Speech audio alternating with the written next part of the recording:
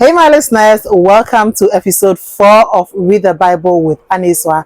And as usual, I'm your reader, Aneswa. We are still on the book of Genesis, and today we are going to read 3 chapters. We are reading chapter 7, 8, and chapter 9. Chapter 7 talks about the flood. Let's get reading. Genesis chapter 7. The Lord said to Noah, "Go into the boat with your whole family. I have found that you are the only one in all the world who does what is right. Take with you 7 pairs of each kind of ritual clean animal, but only 1 pair of each kind of unclean animal. Take also 7 pairs of each kind of bird. Do this so that every kind of animal and bird will be kept alive to reproduce again on the earth. 7 days from now, I am going to send rain that will fall for 40 days and nights in order to destroy all the living beings that I have made." And Noah did everything that the Lord commanded. Noah was 600 years old when the flood came on the earth. He and his wife and his sons and their wives went into the boat to escape the flood. A male and a female of every kind of animal and bird, whether ritually clean or unclean, went into the boat with Noah, as God had commanded. 7 days later, the flood came. When Noah was 600 years old, on the 17th day of the 2nd month, all the outlets of the vast body of water beneath the earth burst open. All the floodgates of the sky were opened, and rain fell on the earth for 40 days and nights. On that same day, Noah and his wife went into the boat with their 3 sons, Shem, Ham, and Japheth, and their wives. With them went every kind of animal, domestic and wild, large and small, and every kind of bird. A male and a female of each kind of living being went into the boat with Noah, as God had commanded. Then the Lord shut the door behind Noah.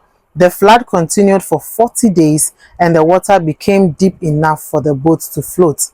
The water became deeper, and the boat drifted on the surface. It became so deep that it covered the highest mountains. It went on rising until it was about 25 feet above the tops of the mountains.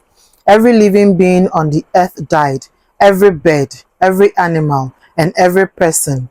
Everything on earth that breathed died. The Lord destroyed all living things on the earth, human beings, animals, and birds. The only ones left were Noah and those who were with him in the boat. The water did not start going down for 150 days.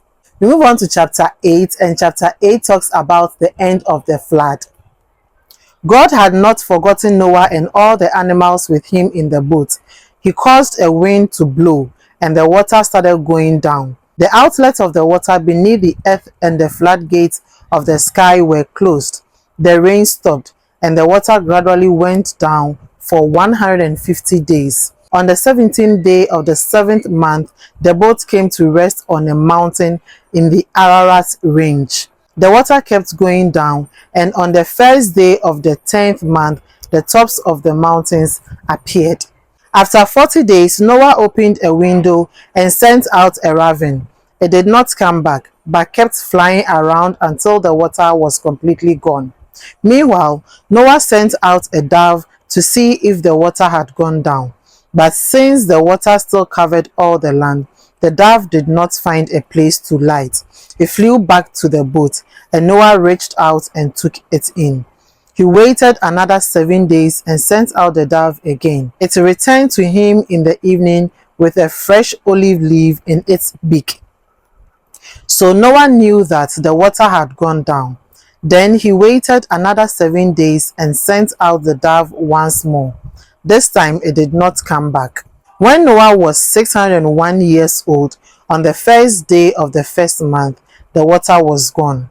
Noah removed the covering of the boat, looked around, and saw that the ground was getting dry.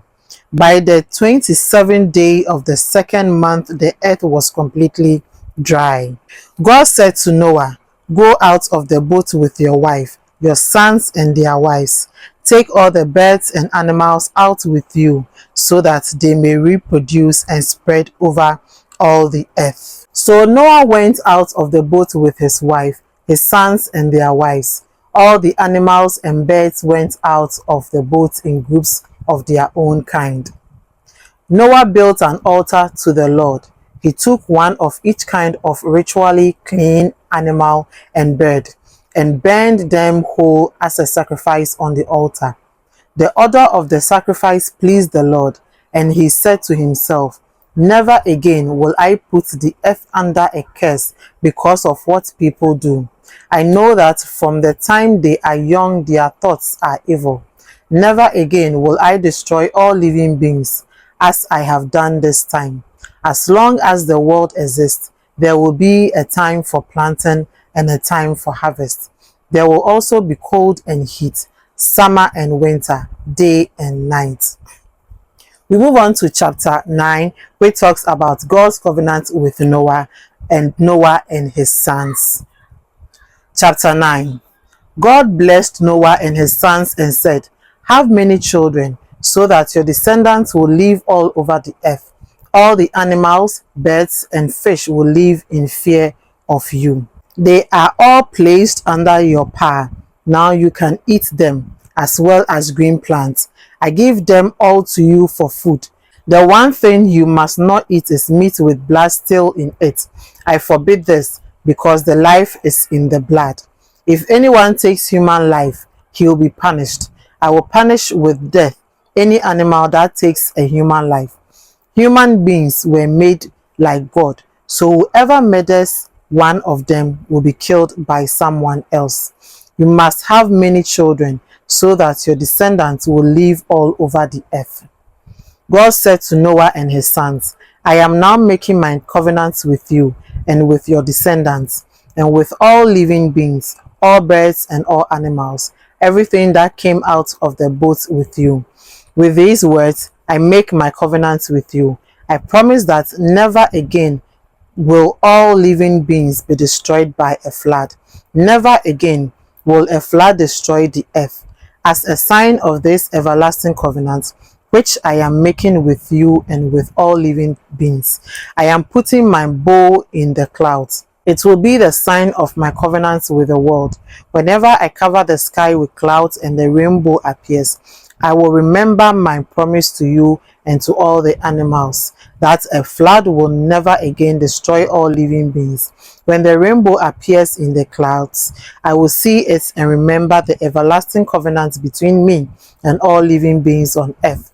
That is the sign of the promise which I am making to all living beings." The sons of Noah who went out of the boat were Shem, Ham, and Japheth. Ham was the father of Canaan. These three sons of Noah were the ancestors of all the people on earth. Noah, who was a farmer, was the first man to plant a vineyard. After he drank some of the wine, he became drunk, took off his clothes, and lay naked in his tent. When Ham, the father of Canaan, saw that his father was naked, he went out and told his two brothers.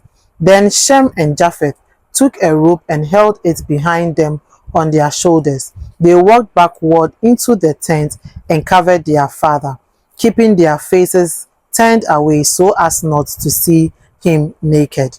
When Noah sobered up and learned what his youngest son had done to him, he said, "A curse on Canaan. He will be a slave to his brothers.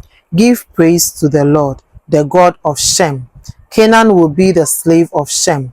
May God cause Japheth to increase. May his descendants live with the people of Shem. Canaan will be the slave of Japheth."